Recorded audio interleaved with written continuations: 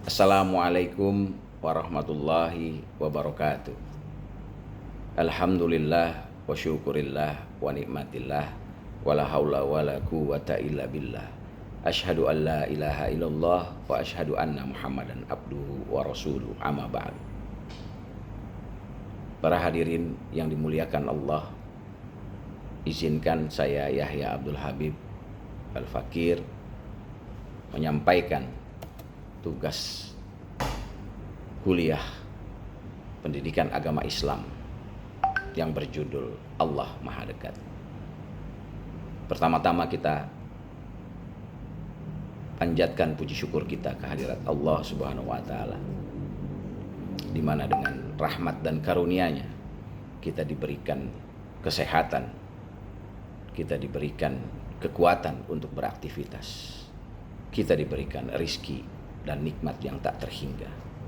Tak lupa salam dan salawat kita haturkan kepada junjungan kita Nabi besar Muhammad SAW, yang atas bimbingannya, atas tuntunannya kita tetap istiqomah berada di jalan Shiratal Mustaqim. Seringkali kita merasa jauh dari Allah. Doa-doa kita susah didengar dan dikabulkan olehnya. Akibatnya kemalasan bermunajat pun menghampiri diri kita pelan-pelan.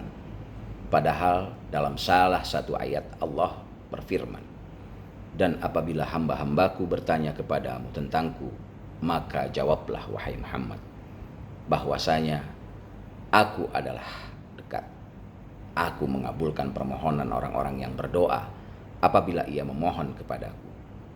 Maka hendaklah mereka memenuhi segala perintahku, dan hendaklah mereka beriman kepadaku, agar mereka selalu berada dalam kebenaran." Quran Surat Al-Baqarah ayat 186. Saudara-saudara sekalian, ayat itu menarik untuk direnungkan, setidaknya pada 4 hal. Yang pertama dari sisi bahasa.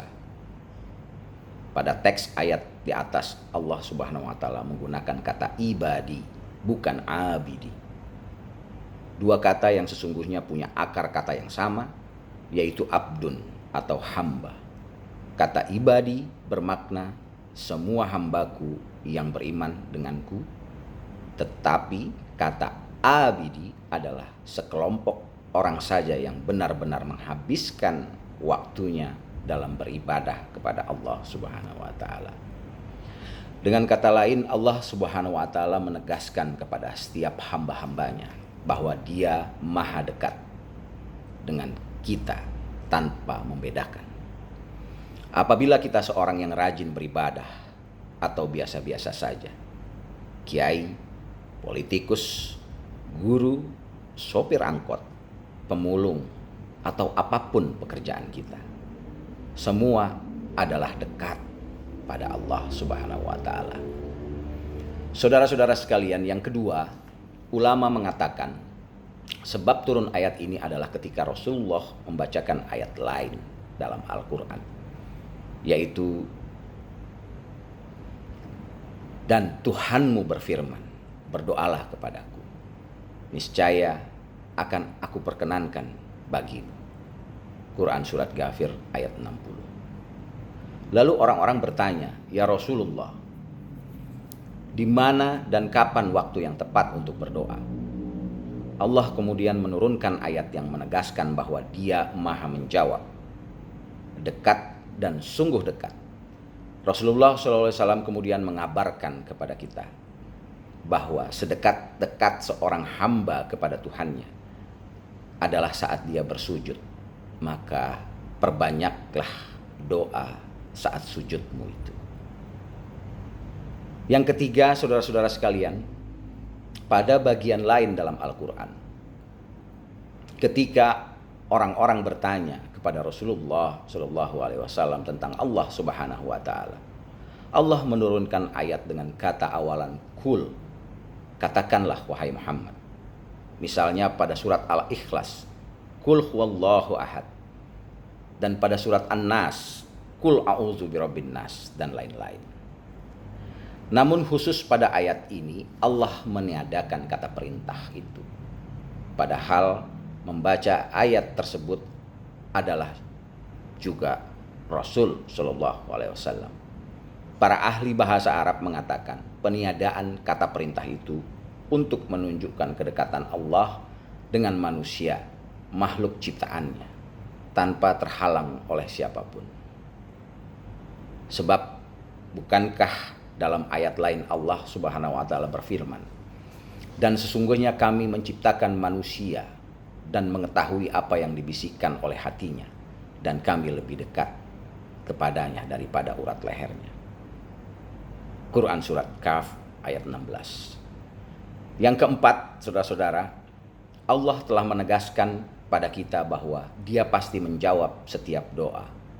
Lalu mengapa doa-doa kita masih terasa belum dijawab, padahal kita tidak pernah berhenti kita bermunajat? Disinilah ujian kesabaran dan peran kita sebatas hambanya yang itu dimulai. Artinya kita harus tahu diri bahwa kita hanya hambanya, penuh kelemahan dan kekurangan. Saudara-saudara sekalian, oleh karena itulah Ali bin Abi Thalib pernah mengatakan, "Sesungguhnya aku berdoa kepada Allah untuk setiap kebutuhanku. Jika Allah berikan, sesungguhnya permintaanku berbahagia hanya sekali. Dan jika keinginanku tak dipenuhi, aku berbahagia 10 kali. Mengapa? Sebab yang pertama adalah pilihanku, dan yang kedua adalah pilihan Allah. Sesungguhnya Dia Maha menentukan apa yang tidak kita ketahui." Karena itulah saudara-saudara sekalian, kita harus terus berbaik sangka kepada Allah Subhanahu wa taala, sambil terus berikhtiar dalam menggapai kebaikan. Imam Ibnu Qayyim dalam berpesan, jika kesulitan hidup yang engkau rasakan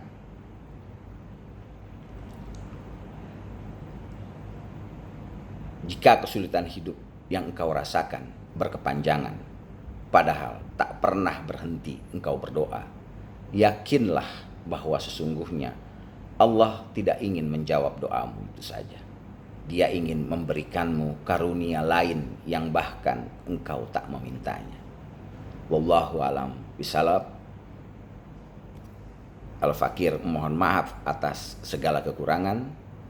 Fastabiqul khairat. Assalamualaikum warahmatullahi wabarakatuh.